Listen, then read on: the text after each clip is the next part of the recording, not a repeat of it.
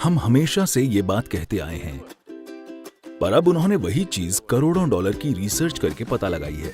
और मैंने सैकड़ों हजारों लोग देखे हैं जो सेहतमंद हो जाते हैं। अगर कोई चीज मेरी प्लेट पर आती है तो उसे महसूस करके मैं जान जाता हूं कि क्या खाना है और क्या नहीं खाना है। आप आज कुछ खाइए और देखिए, ये देखना सीखिए कि वो खाना खाकर आपका शरीर कितना चुस्त महसूस करता है।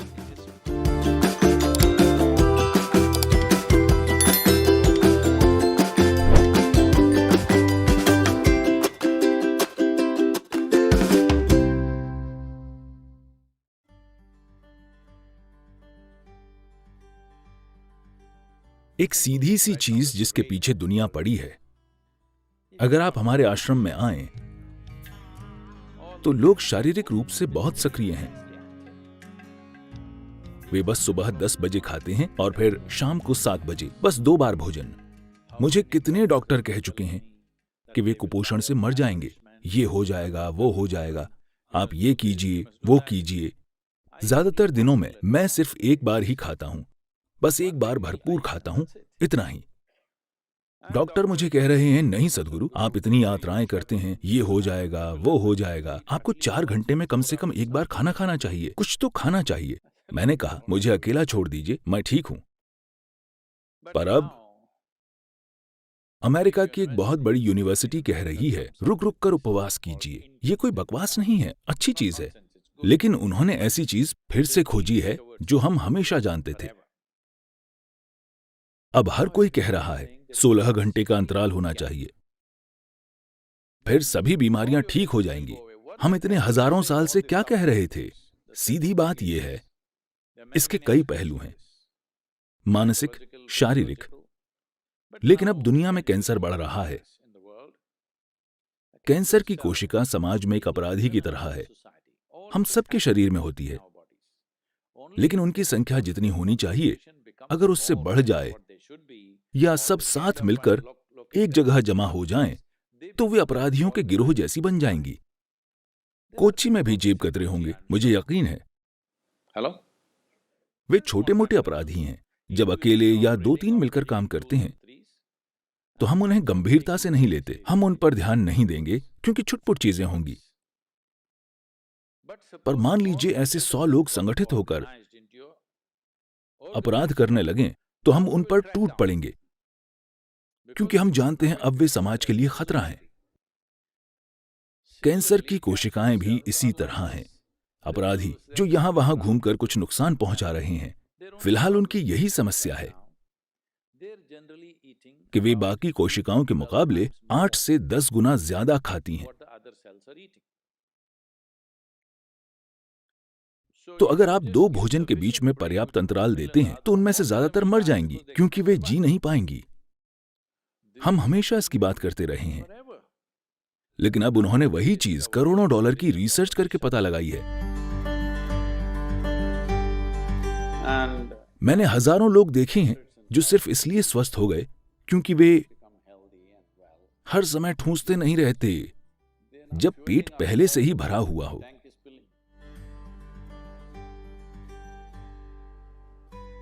योग केंद्र में लोग हमेशा शारीरिक रूप से सक्रिय रहते हैं, तो दोपहर 3:30-4 बजे तक हर कोई बहुत भूखा हो जाता है। उन्हें बहुत भूख लगी होती है, लेकिन हम उसके साथ जीना सीख लेते हैं, क्योंकि खाली पेट होना और भूखा होना 2 अलग चीजें हैं। भूख का मतलब है आपकी ऊर्जा गिरने लगी है, पर खाली पेट होना अच्छा है। योग विज्ञान में आज आधुनिक विज्ञान भी सहमत है, लेकिन जो चीज हम अपने अनुभव से जानते हैं, वहां तक पहुंचने के लिए आप लाखों डॉलर लगा देंगे, क्योंकि रिसर्च का मतलब यही है, कई लाख डॉलर खर्च कर देना। ये ऐसा ही है। your body and your brain works at its best only when your stomach is empty. पेट खाली होने पर भी आपका शरीर और आपका दिमाग सबसे अच्छे से काम करते हैं।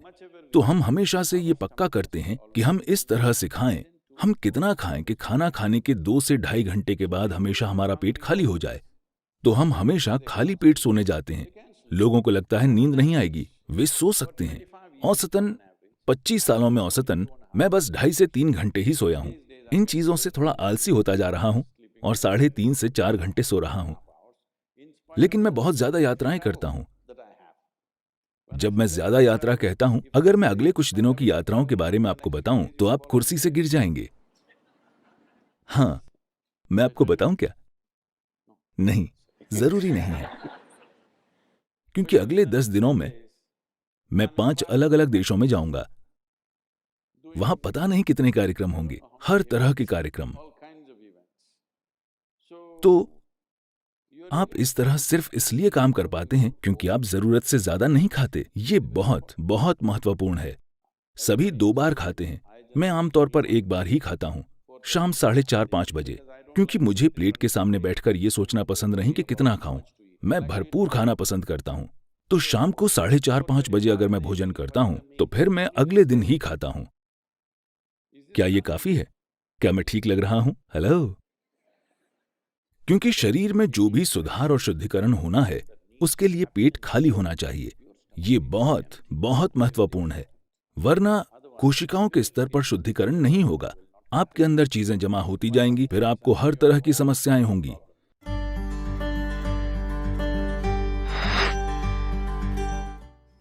जब आप भोजन को छूते नहीं हैं, तो आप नहीं जानते कि वो क्या है। अगर भोजन छूने लायक नहीं है, तो मैं नहीं जानता कि वो खाने लायक कैसे होगा।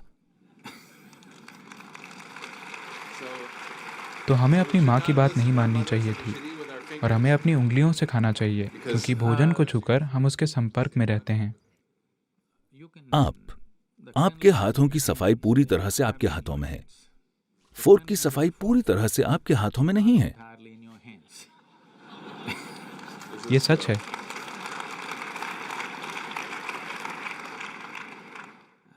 और इन हाथों का इस्तेमाल सिर्फ आप करते हैं, कोई और नहीं। तो आपको पता है कि ये अभी कितने साफ या गंदे हैं, जबकि आप नहीं जानते कि फोर्क को किसने इस्तेमाल किया है, कैसे इस्तेमाल किया है और किस चीज के लिए इस्तेमाल किया है। उन्हें बस टिश्यू से साफ करके आपको दे देना है और वो काफी साफ लगता है। सबसे बढ़कर आप भोजन को महसूस नहीं कर पाते। हमें पहली चीज ये सिखाई गई थी कि जब भोजन सामने आए तो उस पर कुछ पल के लिए अपने हाथ रखो, बस महसूस करो कि भोजन कैसा है। अगर मेरी प्लेट पर कुछ आता है तो उसे महसूस करके मैं जान जाता हूं कि क्या खाना है और क्या नहीं खाना। जो मुझे नहीं खाना उसे मैं चखकर खारिज नहीं करता, मैं बस उसे नहीं खाता, क्योंकि मेरे हाथ पहला स्तर है। वे उस मायने में नहीं चखते जैसे जीभ चखती है, पर वे भोजन को जान लेते हैं। भोजन को जानना पहली चीज है। किसी इंसान को जानने के लिए आप उससे जाकर हाथ मिलाते हैं। मैं आमतौर पर इससे बचता हूं, लेकिन ये अच्छी रणनीति है। लेकिन जो भोजन आपका हिस्सा बनने वाला है, सबसे पहली चीज आपके हाथ हैं। अगर उसे आप नहीं भी छूते हैं तो बस वहां सचेतन होकर होने से साफ पता चल जाएगा कि भोजन आपके अंदर कैसा बर्ताव करेगा। ये भोजन इस दिन आपके अंदर जाना चाहिए या नहीं, क्योंकि हर दिन आपका शरीर वही नहीं होता। हर दिन, हर पल ये अलग होता है। अगर आप भोजन को महसूस करें तो आप जान जाएंगे कि आज इस भोजन को आपके अंदर जाना चाहिए या नहीं। अगर इतनी जागरूकता आ जाती है तो हमें लोगों को ये बताने की जरूरत नहीं होगी कि उन्हें क्या खाना चाहिए। हर बार के भोजन के लिए उन्हें तय करना चाहिए कि उन्हें उसमें क्या खाना चाहिए। इसके लिए एक ही नुस्खा नहीं हो सकता कि यही आपको जीवन भर खाना है। ऐसे में आप फंस जाएंगे कि मैं सिर्फ यही खा सकता हूं।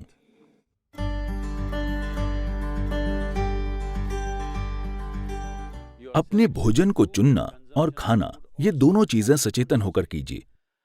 आप क्या खाते हैं उतना ही महत्वपूर्ण है कि आप कैसे खाते हैं। जब मैं कहता हूं कि आप कैसे खाते हैं, तो ये सभी जीवित चीजें हैं। उनमें से हर एक का अपना जीवन था, चाहे वो सब्जी हो, जानवर हो या पौधा हो। हर किसी का अपना जीवन था। अब आप उसे एक तरीके से भोजन बना दे रहे हैं। तो आपको उसे चरम कृतज्ञता के साथ खाना चाहिए। अगर आप अपने भोजन के प्रति एक खास कृतज्ञता और आदर की भावना रखकर खाएंगे। जब मैं आदर कहता हूं तो यह आपको अजीब लग सकता है, लेकिन मैं आपसे पूछ रहा हूं, मान लीजिए हम आपको एक कमरे में बंद कर दें और आपके पास 5 दिन खाने को कुछ न हो।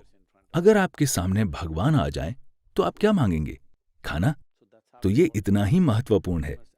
आपको समझना चाहिए कि आपकी थाली में भोजन बस कोई पदार्थ नहीं है, ये कोई सामान नहीं है, ये जीवन है। ये आपके लिए जीवन निर्माण का पदार्थ है, तो आपको इससे वैसा बर्ताव करना चाहिए। अभी जब ये थाली में है या बाहर कहीं है तो इसकी कोई कीमत नहीं है, लेकिन जिस पल आप इसे खाते हैं तभी आपका खून और मांस बन जाता है। अब अचानक ये बेशकीमती हो जाता है। हम ऐसे क्यों नहीं जीते हैं? ये बहुत महत्वपूर्ण है कि जब ये आपकी थाली में आए तो आप इसे अपने एक हिस्से की तरह देखें। बहुत आदर के साथ आपको इसे खाना चाहिए। अगर आप बस अपने खाने का तरीका बदल दें तो भोजन आपके अंदर बहुत अलग तरह से बर्ताव करेगा। चेतना का यही मतलब है।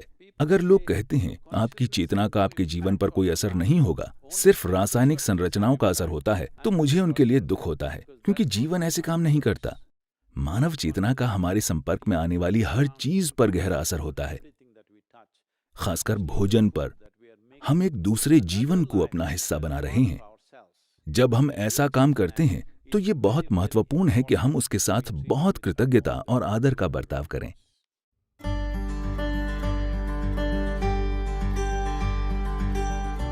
मैं आपको बताना चाहता हूं कि अच्छी आदत और बुरी आदत जैसा कुछ नहीं होता। Habit means you are functioning unconsciously. आदत का मतलब है आप अचेतन होकर काम कर रहे हैं। अगर आप अचेतन होकर काम करते हैं तो ये खराब चीज है, क्योंकि इंसान होने के पूरे मायने यही हैं कि हम सचेतन होकर काम करने में सक्षम हैं।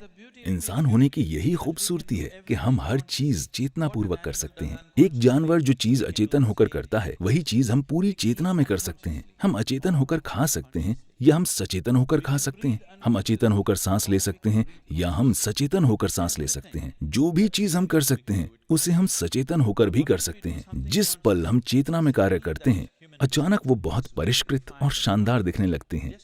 जब कोई चेतनापूर्वक चलता और बोलता है तो क्या वो एक सुंदर इंसान नहीं बन जाता? हाँ या ना? बस इतना ही है। तो ऐसा क्यों है कि हम आदतें बनाने की कोशिश करते हैं जैसे कि वो एक अच्छी चीज हो? आदत का मतलब है तय तरीके, जहां आपको सोचना नहीं होता। आपके सुबह उठते ही सब होने लगता है। नहीं, अपने जीवन को ऑटोमेटिक मत बनाइए। ये कुशलता नहीं है, ये मशीनी कुशलता है। इंसान का काम बुद्धिमानी और चेतना से काम करना है। कोई उससे मशीन जैसे काम करने की उम्मीद नहीं करता।